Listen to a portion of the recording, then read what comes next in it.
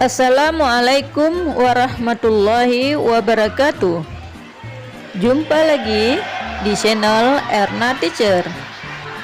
Kali ini saya akan membahas tentang materi menganalisis unsur kebahasaan surat dinas. Bersama saya Ernawati SPD. Selamat menyaksikan. Surat dinas mempunyai fungsi dan kegunaan yang jelas. Fungsi atau kegunaan surat dinas antara lain sebagai alat pengikat, berfungsi sebagai arsip, sebagai pedoman pekerjaan, sebagai alat bukti atau dokumen lembaga, sebagai bukti perkembangan suatu lembaga atau instansi, dan sebagai pemberi informasi bagi lembaga lain atau khalayak. Penulisan surat dinas menggunakan bahasa baku. Bahasa baku dalam surat dinas berfungsi menyampaikan pesan, baik pesan bisnis maupun pesan sosial. Ada 3 prinsip dasar dalam penyusunan pesan bisnis, termasuk surat dinas, yang dinyatakan oleh Guffey, yaitu yang pertama, mempunyai tujuan. Artinya, tujuan utama penulisan surat dinas adalah menyampaikan informasi. Oleh karena itu, dalam penyusunan surat dinas, pesan yang harus disampaikan harus jelas tujuannya. Yang kedua, hemat atau ekonomis. Artinya, tulisan yang dibuat hendaknya dibuat singkat, jelas, dan tidak bertele-tele. Dan yang ketiga, berorientasi pada pembaca.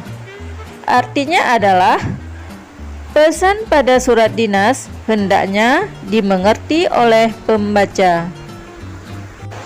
Sementara itu, Sabarianto menjelaskan bahwa untuk dapat menyusun surat dinas yang baik, seorang penyusun surat harus memperhatikan hal-hal berikut. Yang pertama, bahasa harus jelas dan hati-hati dalam menyusun kalimat. Yang kedua, jangan sampai salah tulis, salah ejaan, atau salah informasi.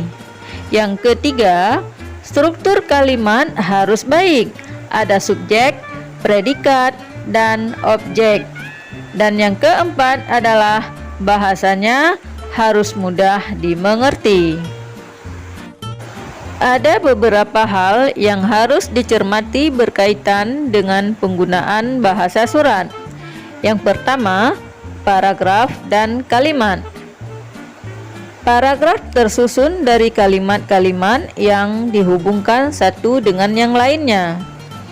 Alat penghubung paragraf berupa kohesi dan koherensi.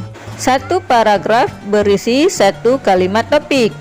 Dalam surat dinas, terdapat paragraf yang hanya terdiri atas satu kalimat, seperti pada paragraf penutup.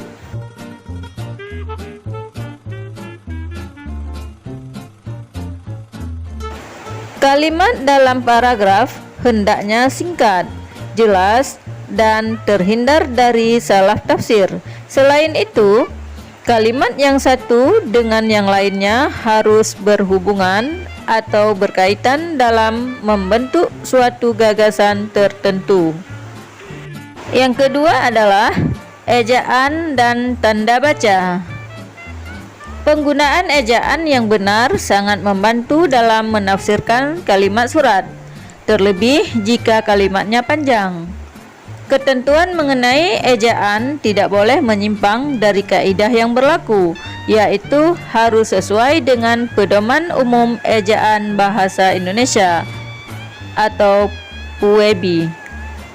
Beberapa hal yang harus diperhatikan dalam hal ejaan adalah penulisan huruf kapital atau huruf besar, nama orang, nama jalan, kata ganti orang, nama lembaga, dan nama organisasi ditulis dengan huruf kapital.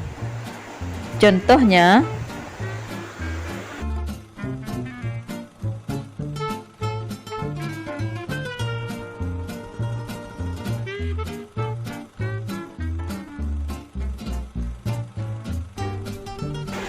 Penulisan kata turunan. Kata turunan merupakan kata dasar yang diberikan imbuhan, sisipan, akhiran, dan gabungan imbuhan. Contohnya,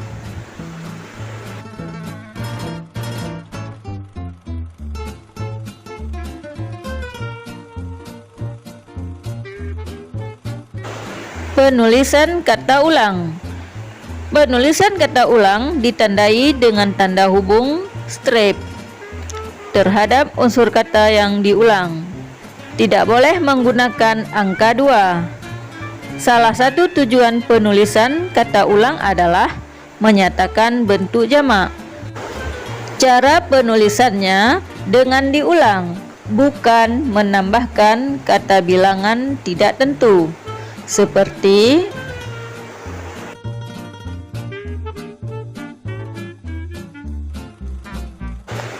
contohnya,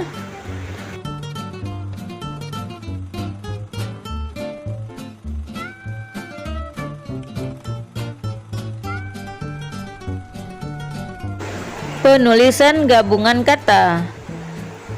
Beberapa hal yang diperhatikan dalam penulisan gabungan kata adalah: pertama, gabungan kata yang dapat menimbulkan salah pengertian ditulis dengan membubuhkan tanda hubung, seperti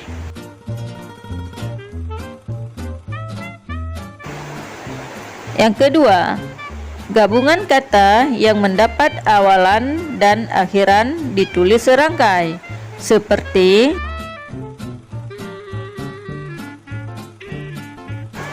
yang ketiga, gabungan kata yang sudah padu ditulis serangkai, seperti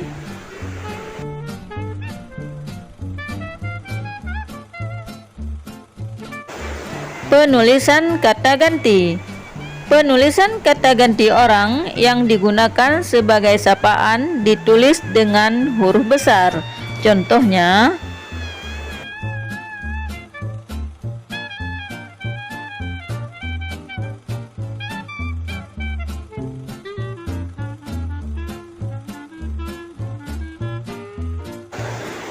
penulisan kata depan.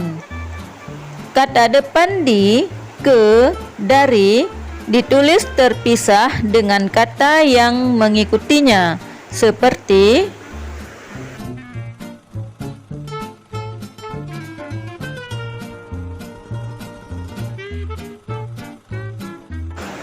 penulisan unsur serapan. Dalam penulisan surat dinas, bahasa yang digunakan adalah bahasa yang baku dan standar. Untuk penulisan kata serapan disesuaikan dengan kaidah tata tulis unsur serapan sebagaimana dipaparkan dalam UEB.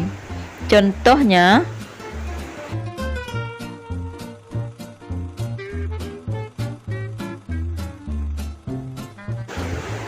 penggunaan tanda baca. Dalam penulisan surat dinas, penggunaan tanda baca sangat penting supaya apa yang dimaksudkan penulis sama dengan tafsiran pembaca. Selain itu, surat dinas menjadi acuan bagi tata tulis surat secara umum. Selanjutnya adalah tanda-tanda koreksi. Tanda-tanda koreksi digunakan untuk memperbaiki kesalahan dari pekerjaan surat. Bentuk kata koreksi bermacam-macam, disesuaikan dengan kebutuhan. Beberapa kesalahan yang sering terjadi pada penulisan surat dinas adalah: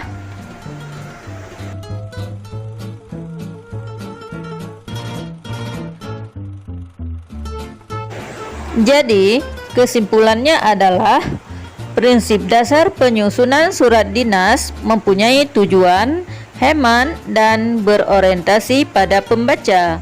Bahasa dalam surat dinas harus jelas, jangan sampai salah tulis, struktur kalimat harus baik, bahasa harus mudah dimengerti. Penggunaan bahasa dalam surat dinas mencakupi paragraf dan kalimat, ejaan dan tanda baca, serta tanda koreksi. Baiklah adik-adik dan teman-teman semuanya, cukup di sini dulu perjumpaan kita pada pertemuan kali ini. Semoga dengan materi menganalisis unsur kebahasaan surat dinas dapat bermanfaat untuk kita semua. Saya akhiri. Wassalamualaikum warahmatullahi wabarakatuh. Jangan lupa like and subscribe.